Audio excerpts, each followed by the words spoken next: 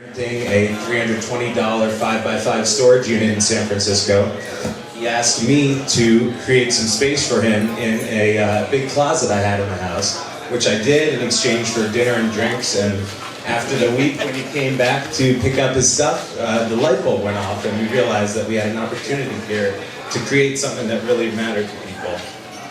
Since then, we've been moving incredibly fast. We are a team of 7 in the office and 4 on the streets, and we're all committed to positively impacting your wallet by letting you save money, your community by fostering positive interactions, and the environment by reducing carbon footprint and the ugly and expensive storage facilities.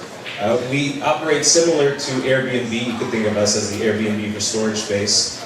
We have insurance protection, we have ratings and reviews, identity verifications, private messaging, calendar systems, and a number of other really great features.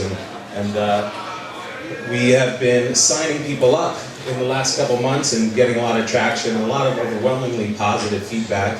And we've learned a lot of things. We've learned, one, that hosts are made up of 3 different types of people. One are the students who are cash-strapped and will do everything they can to make an extra buck. Next are people who are sharers, who may already be hosts on Airbnb, or Lyft drivers who are comfortable talking and dealing with strangers. And third are property managers who may have multiple spaces that are underutilized and they want to maximize revenue. Renters, on the other hand, have many subgroups, and we've been really, really interested in seeing all types of different people who want to use roofs that are coming out of the woodwork. These range from students who go abroad for the winter or go home for the summer and they go back to school. Their parents who want to rent out their rooms and help pay for their textbooks. This could be the small business who has inventory they want to keep near their business, or the surfer who wants to keep their board near their favorite surf spot. Roost connects these renters and these hosts, and in doing so, we reduce the cost of storage space in half. And to make money, we take a 20% transaction fee. We also have partnerships developed and more in the works with value-adding companies such as movers, professional organizers, hauling companies, security camera companies, and a lot more good stuff is coming. So our mobile app is already underway. We're set to launch our fully functioning product in the next 2 weeks. We're really excited about that.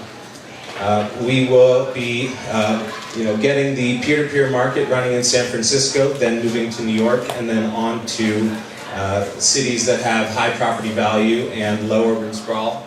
And then from the peer-to-peer market, we'll be moving to the commercial space where the transaction sizes are a lot larger and we can have a commission sales force going out and finding these deals. To date, we've raised about $300,000 from 3 prominent investors, and we've just recently opened up a new round where we're trying to raise $2 million to fund this growth. So any of you out here, I'd love to talk to you. And thank you guys so much for having me here. I really appreciate this opportunity. Thanks a lot, John. So, any questions from Guillaume, George, or Axel? So, do you have any numbers on your current traction? Yeah, so our marketing, our signups have been growing every day. More and more come every day. In the last 2 weeks, we've signed up about 200 hosts.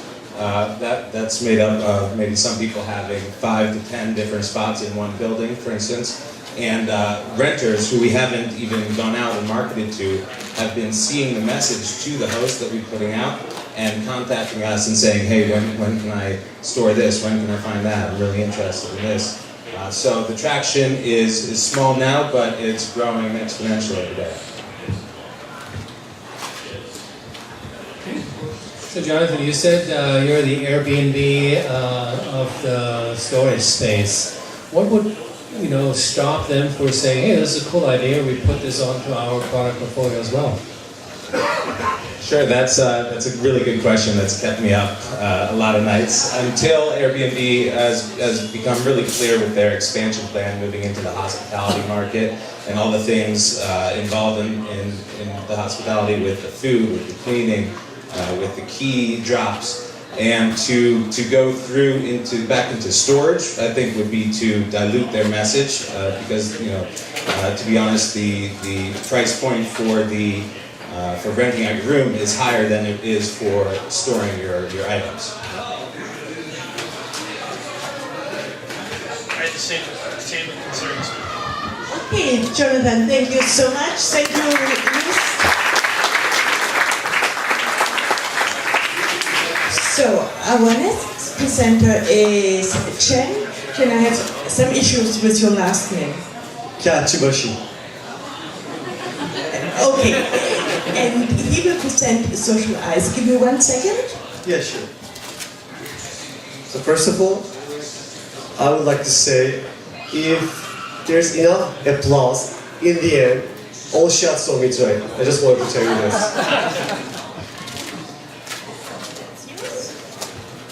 And you have 3 minutes. So okay, my name is John, and I'm the founder of Socialize. Socialize is an application that is designed to make your social lives easier. And here's how. So I'll go with an example. Say you are in the mood for coffee and you have some spare time, but you don't know who to call, who to text. That would be the usual case that we do, like go to your phone, call them, text them, or Facebook status update. They are not viable solutions. It's not the best channel as of now to get your voice be heard. So what we basically do is we develop this system of a location-based open invitation in which you choose the mood of the activity that you want to do and you post it on Socialize, and this mood will be transmitted to your friends in a radius, certain radius, as a notification.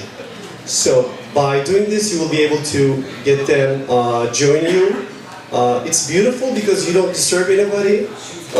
It's an open invitation, so you don't get to have an answer of a no, and yet you don't have to write like who's up for a coffee or like those lousy things. We are a team of 6 guys, 4 engineers, top-notch, very good graphic designer, multiple award winner, and me as the CEO. I hold an MBA from University of San Diego. And our goal is to get this brand, a global brand, starting from here, San Francisco. Before that, I forgot, how do we make money? So basically, first of all, you will be given limited moods in the application in the beginning, like 11 or 12. So if you want to unlock, like rather than posting eating, you want to post like ice cream, you'll have to pay a premium of $1 to unlock all the mood contents. Even local contents all around the world. Say in Russia, you'll be able to post vodka. And second of all, instead of coffee mood, you will be able to post Starbucks mood. So we'll make money out of the sponsored moods, in a way. So we are looking for $900,000 right now. And our goal is to be strong enough with the strong traction to go to the VCs within a year and knock on their doors. We also want to launch our Android application within a year, and we want to introduce gamification into this concept. So if you're sharing lots of eating moods in the application, well, you will unlock the title of being a foodie, or a gourmet, or whatever you want. And as long as you're like socializing, your social bar, social level will be up high, which is also encouraging you to invite more of your friends, and also making the application more viral. And our eventual goal is to make an exit, hopefully within 5 years, with 15 million active users, and hopefully with $400 million of valuation. Thank you.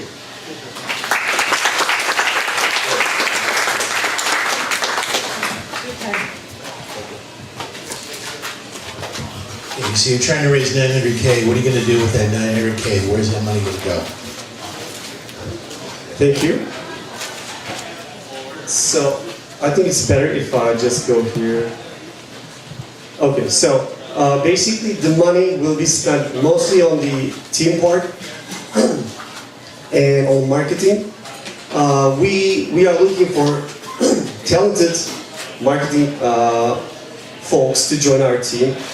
Two of them, I don't want to call them marketers, I want to call them growth hackers, because that's what we're looking at right now, and community managers. And we will also be spending some money for the marketing too, to reach our 100,000 active user goal at the end of the first year. So. Thank you. My question actually is not really for you, John, but for the audience. Who of you guys would like to use that type of application? Raise your hands. Okay, 1, 2, 3 and a half. So, some more to do on the compelling story. Okay. Thank you. Thanks. Okay, thank you so much, Chen. And big hand for Chen also.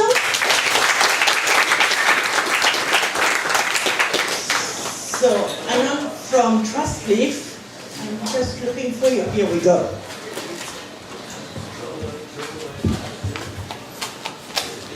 Give me 1 second.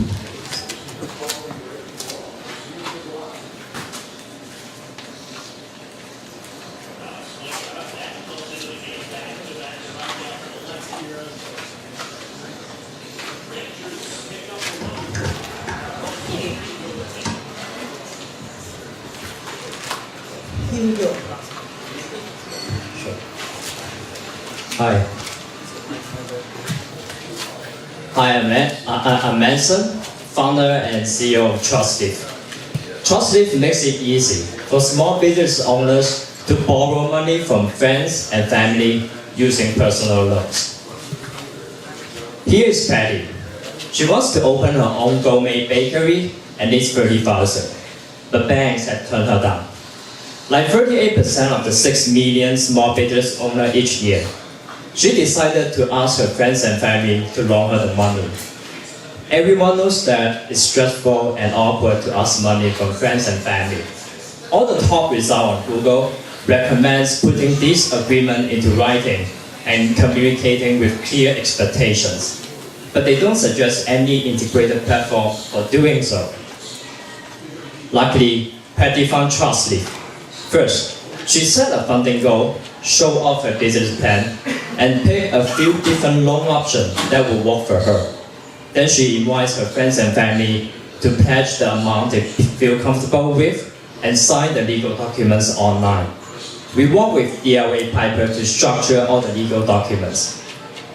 For only $9.99 per month, Trustleaf makes it easy for her to manage the relationships and keep track of all the payments in the entire lending cycle. On average, people borrow $25,000 and pay back in about 18 months.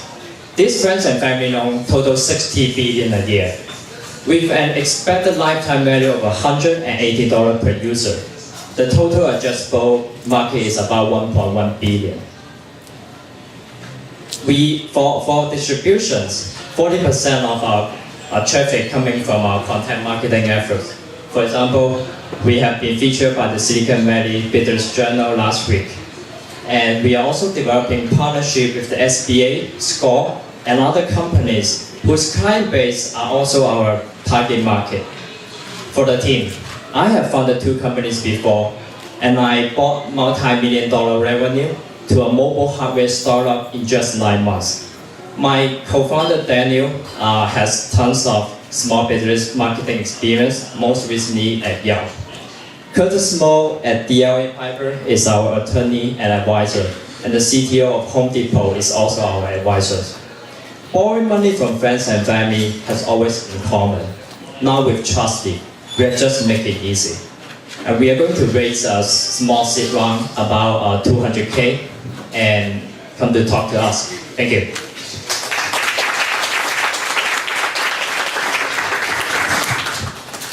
Thank you so much. Any questions from you? Hey, thanks. I think it was a great pitch, and I love the story.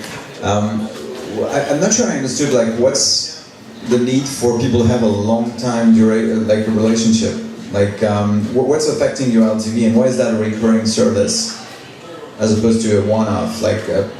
Couldn't you like put that document somewhere and be done with it? Why would people keep paying you?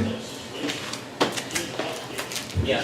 Actually, we have a different pricing model. So subscription is one of them, because people need to pay back their loans on a monthly basis. So we handle all the transaction and auto reminders.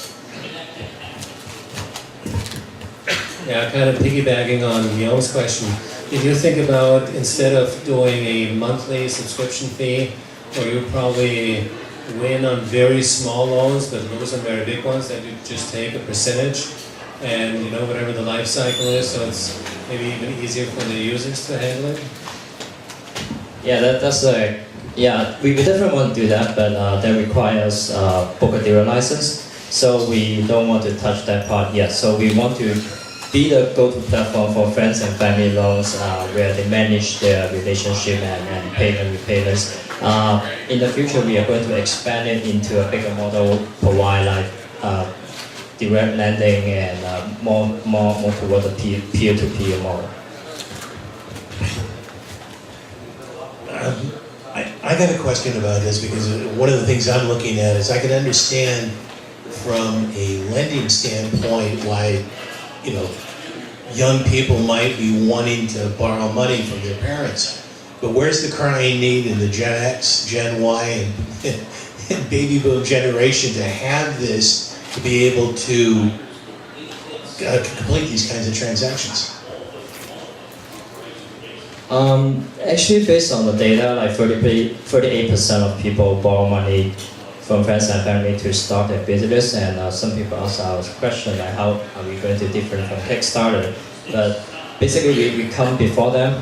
One of our slogan is like Kickstarter your Kickstarter project. So I think we are in a very unique position where for most of the entrepreneur or small business people at the very early stage, they don't have any other choices besides their personal saving and friends and family. So we still believe it's a big opportunity. Thank you. Okay, thank you so much. So I think we have the first 4 startups doing really an amazing good job. So now it's up to our jury to vote for them. And I also like to ask you to vote. For that, I have to share with you what we do. You can vote via your mobile phone. So, but let me just open the slide.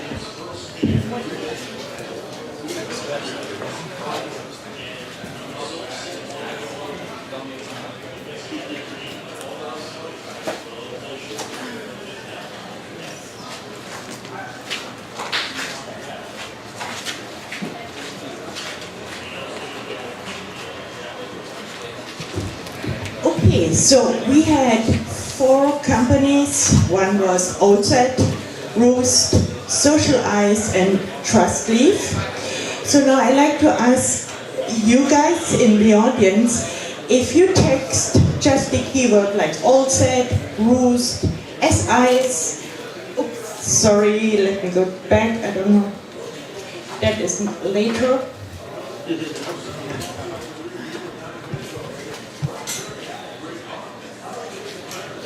You will stay.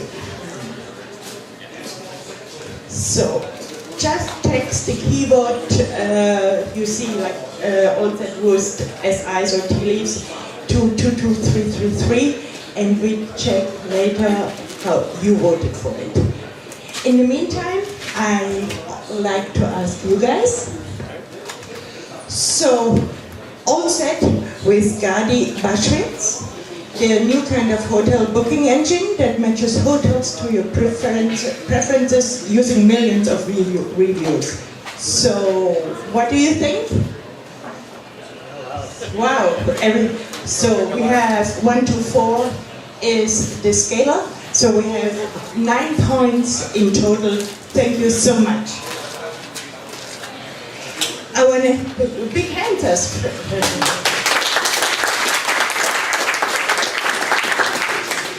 The next presentation was Ruth with Jonathan Gillen, a simple platform that connects people with extra space to those in need of local storage.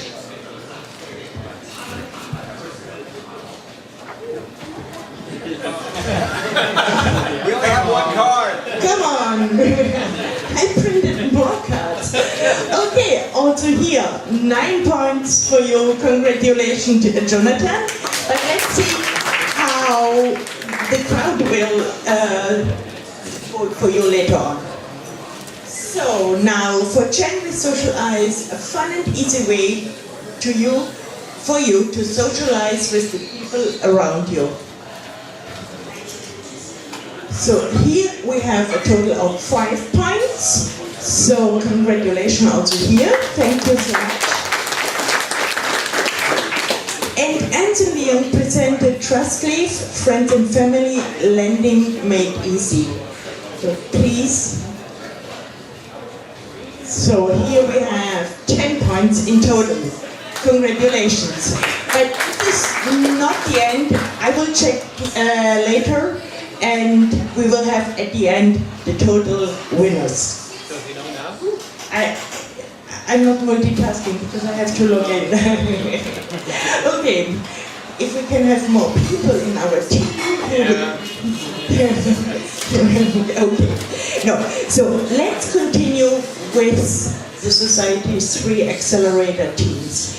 So today, I'm really happy after we started. Perhaps Axel, you want to say some words to that, and I get ready for the next slide. All right. Thank you. Yeah. So the second batch basically are Accelerator Graduates, people who have been with us for 3 months. It was the first Accelerator program, so also we learned a lot. And obviously when you start this first, I mean, no matter what, there's a ton of learning. One of the things we learned is that we didn't communicate quite well in the beginning how intense this was. And I got that feedback from the team. And so all I can do, and I promised for the upcoming teams that we will tell this is not kind of a walk through the park. We're trying to do traction acceleration, which means we try to help startups get significant traction, and that's a difficult task. And even though I was probably lucky in my life, in all 5 companies I started before, traction was something I never had trouble with. I mean, unlike, or like actually Guillaume, I had also 1 failure in the company, and even there, traction was actually pretty good. The problem was, this was right after I started a very, very successful one, and the second one was just a little bit successful, and this was just not enough for me. I was actually frustrated, and I probably spent too much time with kind of the success of the past company, drove around too long with my Ferraris and stuff like that, so I totally screwed up, I have to say. But that screw up, and you will probably have that once too, is a good thing to have because it kind of organizes your entrepreneurial life quite a bit. So now the teams we have today came with, I mean, a little bit more than idea stage. All had sort of a prototype-ish version. Some had a little traction already, and we went through kind of interesting iterations. I also learned a lot on the mentor side to help get the good out of the teams. Because one of the things I actually saw in many mentors before that, the art of mentoring is not that you make all the suggestions and then they simply execute because they say, okay, this guy did a lot of stuff before, so maybe he's right. Because you would not help them at the end of the day. So what I tried to do, and I think we went pretty well, is to actually try to have their ideas reiterated themselves often enough to actually come up with a solution when there was a problem. Okay, so we have teams coming up, and I think the first one is Lips, because of the B, and I think we have Justin, right? Yes, thank you so much. Justin came from Texas. He is the co-founder of Flips, and I can see, when do you have time to work? You're playing basketball, swimming, running, biking, hiking, fishing, reading. That is what LinkedIn says. I think that was just to make me look good. I don't really know if I do all those things. So, Okay. all right, well, I'm Justin Jackson. I'm the co-founder of Blips. What Blips is we're the most comprehensive local search. And the reason we're the most comprehensive local search is we combine the most popular services that almost everybody in this room, I bet, use, but we combine them all into a single search. So there's 3 categories of things that or services that we believe constitute the most comprehensive search. Ratings and reviews, deals and coupons, and social media. And if you're a consumer, for example, if you're new to San Francisco like I am, and you want to find a restaurant in your area, one thing you might do is you would do a Google search. That's a very typical thing people do. But Google's not going to show you all the ratings and reviews that are in the area. They're certainly not going to show you all the coupons and deals that might relate to that restaurant. So what you end up having to do, if you want to find all this information, is you perform several different searches. So what we've done is some of the popular services, as you can see, that we've decided to aggregate are deals and coupon services like Groupon, Living Social. We have about 70 deal and coupon providers that we combine into our single search. We've also provided a business's Facebook and Twitter feeds, which, I mean, whoever finds a business's Facebook or Twitter feeds, you literally have to go look for them, or you have to go directly to that business's website. And then, of course, if there's ratings and reviews, and you're not satisfied with just Yelp, which is really the only rating and review that a lot of people use, there's a whole bunch of other ratings and review providers for, like, for example, if using the case scenario of a restaurant, you might want to look up Urban Spoon or Restaurant.com. There's so many different review providers, and limiting yourself to one review is, in our mind, not the most comprehensive service. So we launched the service in 2013. We essentially have a prototype that's web-based right now. We're working on the mobile app. We're constantly adding new APIs right now, and that's one of the things when I get to the end that we're raising funds for is the mobile app and to implement additional APIs. It's very intuitive how it works. Essentially, there's a number of APIs out there. We're just combining them. How many of you have ever heard of Kayak or Trivago? So we're essentially going to be the Kayak or Trivago of local search. Nobody's ever tried this. Every time I presented this to investors or other individuals, they're surprised that nobody else is doing this out there, but we're the first to attempt to tackle it. The ways we'll make money are, number one, we will have a monthly premium that businesses will pay, or a monthly subscription fee that businesses will pay for premium features. The other way that we will make money is through redemption of deals. So when you get onto our mobile app, which is to be developed, you will find a business in the area that you want to use, and there'll be a deal. You'll click on it. We get a percentage of that deal. We also will be selling our API to different businesses. So far, we have about 20,000 web-based users per month. Our traction, it's growing. It's difficult without a large marketing budget in this type of industry to make waves, and so that's one of the other things that we're hoping to raise some money for, is to assist with gaining additional traction. We were at the Launch Festival a few months ago. One of the great feedbacks we received there is we were one of the top 3 out of several hundred startups as a finalist for a scholarship for our web app. Unfortunately, we were not first place, but we were in the top 3. The team is myself and my brother, which typically raises eyebrows. You wonder how you can work with your brother. Actually, my brother and I were very close. My brother has been in the IT space for about 15 years. I have a legal background, and it's a great team. We work together great. Our burn rate is about $500 a month. We've raised under $100,000. We're seeking $500,000 at this time. As I mentioned earlier, we want to build our mobile app. We want to build some traction through getting downloads onto new Apple iPhones. When the new iPhone 6 comes out, we'd like to be your first deal and local search app.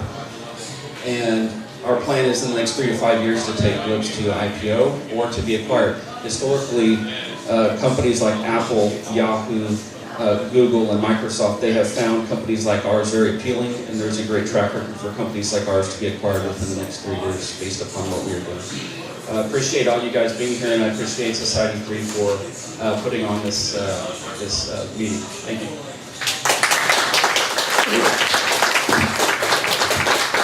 Justin, any question? It's very impressive what you're trying to do and what you're trying to attack. One of the things that you're trying, you mentioned that you're trying to raise 500K. Again, I'm asking, one of the reasons I'm asking, what are you going to do with that money? Because to me, to an investor, or to an entrepreneur and everything, one of the key things we want to see beyond the technology, beyond the good stories and everything, is how are you going to make money with this? And how are you going to rise to number one in your business vertical and stay there? And the only way you're really going to do that is to sell.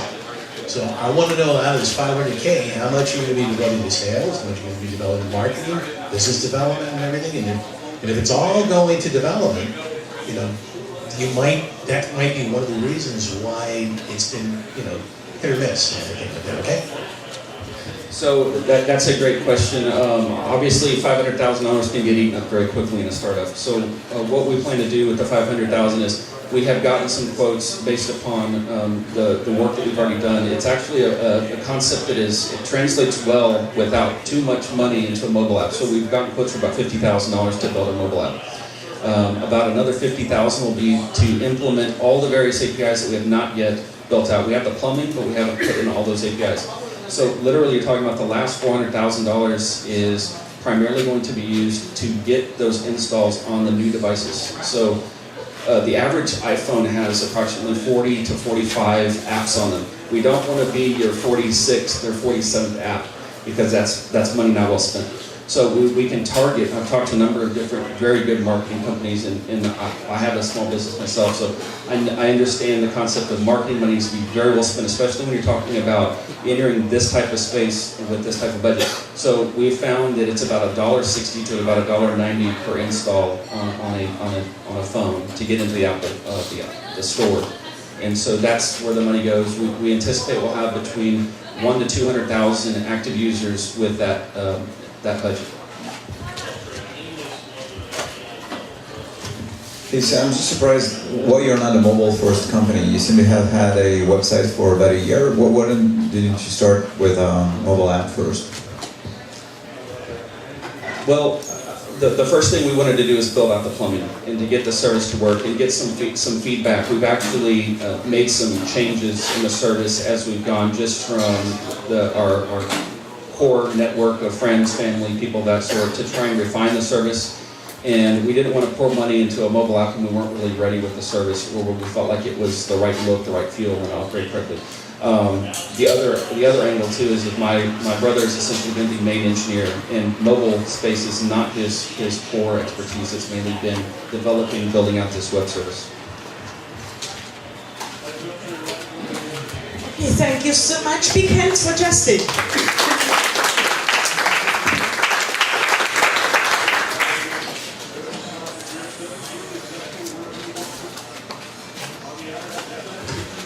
So our next presenter is Daniel Brodovich, and the company is Cookstream.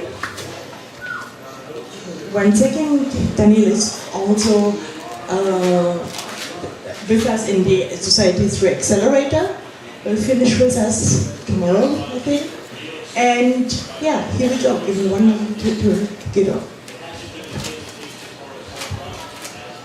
Thank you very much. My name is Daniel Brodovich. I'm CEO and founder of Cookstream. We are connecting passionate food lovers with professional chefs for cooking-related questions. So what's the problem? You're in the middle of your culinary creation, and then finally you realize that something doesn't look nor taste right from what you actually initially thought. And you realize, oh gosh, I should have bought a frozen pizza or something like that instead. So instead of actually panicking, we want to give you a chef or which you can actually consult and talk via video chat. So we're available on both on our website, on the app, and the most important thing is a widget which you're actually having on recipe websites and other places where you actually want to have. It's an API for the chef. So how exactly it works?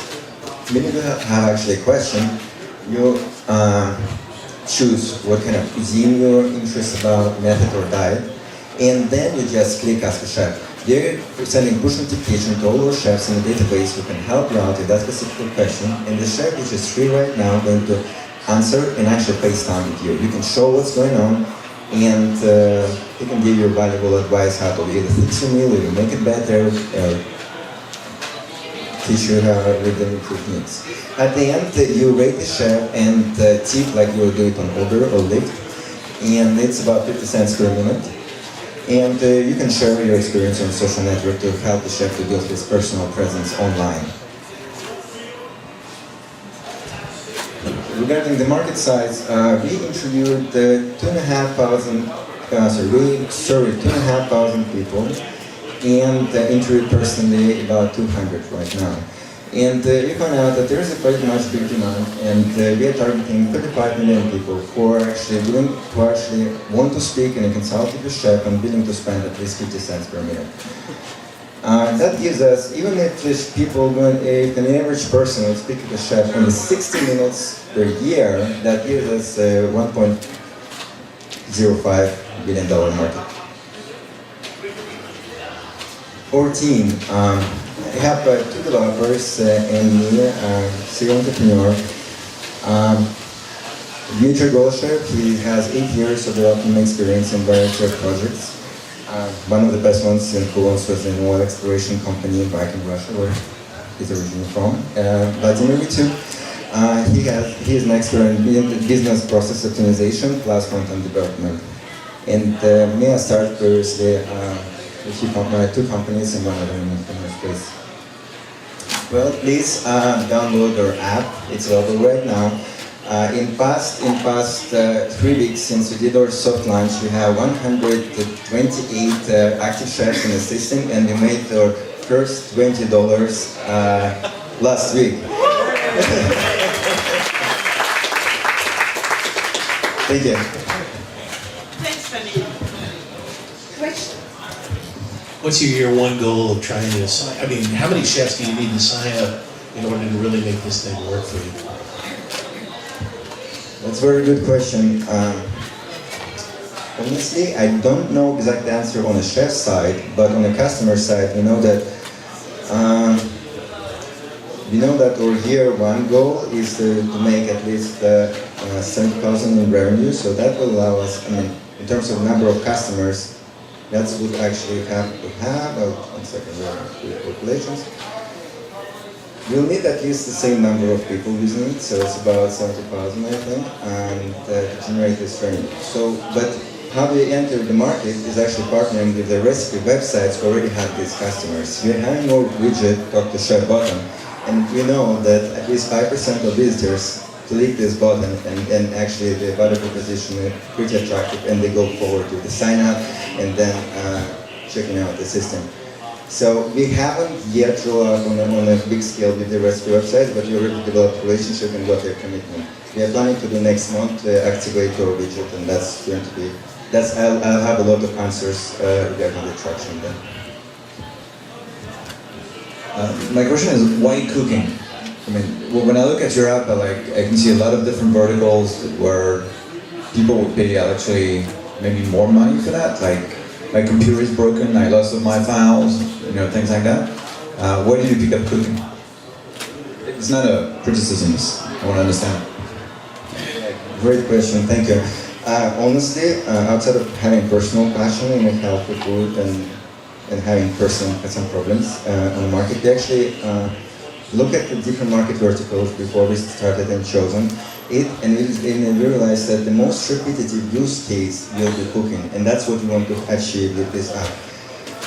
At some point, we might spread it to other verticals and be there, but right now we decided to continue to be laser sharp focus on one of the markets, and the food lovers and chef market was the ones who actually took it with the most excitement, and we realized that they will do most of our marketing for us, having this solution, while with the other markets repetitive use is lower, and it might be hard for us to actually reach these people. So you talked about the chefs, and you're looking for more and more users. So what is your plan next few weeks to grow the user base? Yes, So we keep adding more and more chefs. So since Monday, we talked on Monday, we had 106 chefs. Today we have 128 before, like last time I checked out. So we actually have a pretty good growth rate in terms of the chefs. So we want to get the number closer to 1,000, so to have more chefs available. And then we get closer to 1,000 chefs, that's when we actually want to activate the Talk to Chef button, so we could be sure that there'll be the right chef on the right question available right now. So we're going to keep the chef efforts, and as soon as we reach closer to 1,000, we activate this Talk to Chef button on the website. And we got already 5 closed deals. Last one was with Fair Trade, if you're familiar. So they do the grocery delivery, and they want to actually help their customers with more cooking support by actually having chefs available on their website. In order to make the chefs happy, or better said, busy, you will need the cooks. I mean, the end user, so to speak, who wants to use them. And so, I think this need to be a big effort right away. Yeah, I mean, like all B2B two-sided marketplaces, so there is some issue, but all the chefs who we spoken with and like who sign up, we make sure that they understand that they're not going to have flow of users immediately. And one of the proposition we give that you don't have to sit in front of your phone or laptop, do your everyday life, but when you get push notification, and if you are free right now, answer it. You don't have to. So because we're sending push notifications to several chefs at the same time, make sure that somebody is going to pick up. At the same time, when the user gets loyal to the chef, he can actually contact him and schedule kind of meetings, and like it always works. Thank you so much, Daniel. So the next is Richard. Richard is the founder and CEO of Leland. Here you are. Richard, let me just change the presentation. But I think you also have to show something without the presentation. Hello, everybody. Hello. Hi. Aloha. Aloha.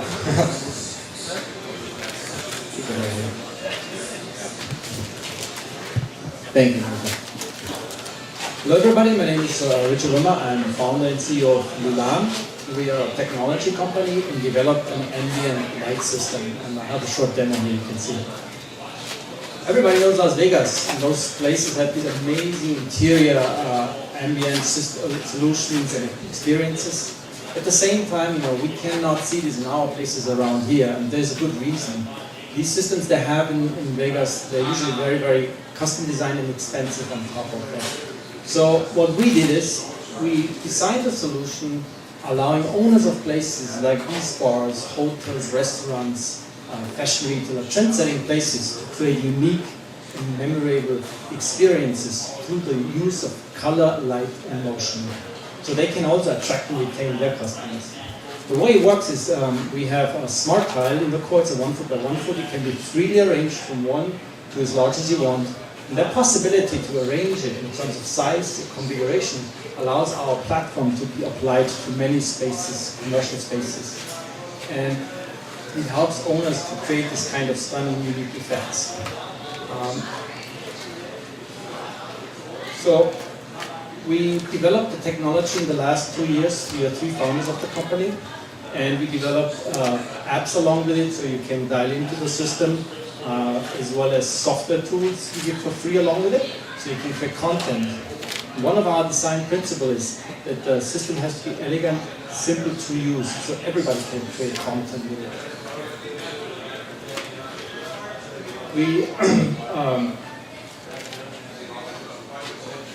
We have gained a good amount of traction recently.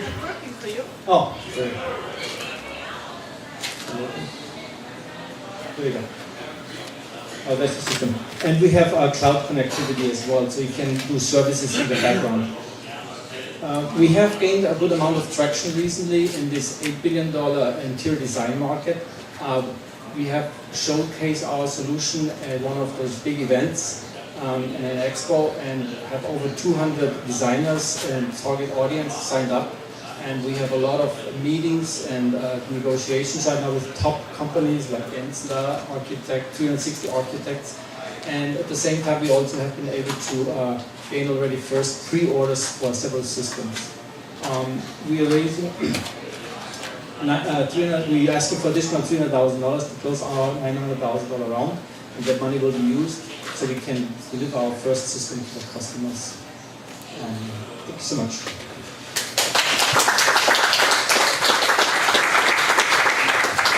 Thanks, Richard. Reminds me, I have like to thank Diane also. Diane, she's with us here today, and if you look at your Twitter account, it's postcards from SF. She wrote a blog post about the new way how in San Francisco startup events in, and I think this with the Las Vegas link, that would be a great addition to it. Thanks, Diana. Okay, thank you, Richard. Any questions from you?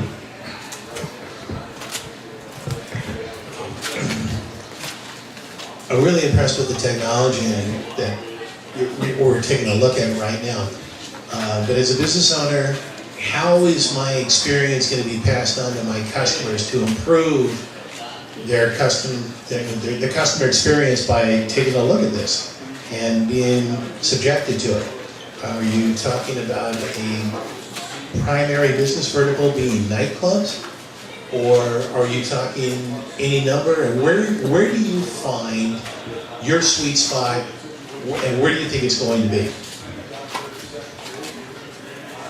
This is an excellent question. So we started and had the vision of doing ambient light as an artistic expression. There's one group right now, they're just coming very strong. These are the trade shows because they spend a sheer amount of money to have exhibitions. So those won't be focused right now, but we do see that bars and restaurants and all the lobbies and corporate places do like special expressions and interactivity through light and color. I was just going to say, bars, that's the last thing I want to see when I'm drinking alcohol, is lights coming on, but that's okay. So, did you have any patents? Did you apply any patents for what you do? Yeah, it's actually part of my presentation. I skipped that one sentence. We have filed 2 patents. One is about the system seamless design, the other one is about the optics, and it's the thinnest product in the market, so it does not really need any complete installation. You can just add it on as a remodeling. Okay. Thank you. Thanks, Richard.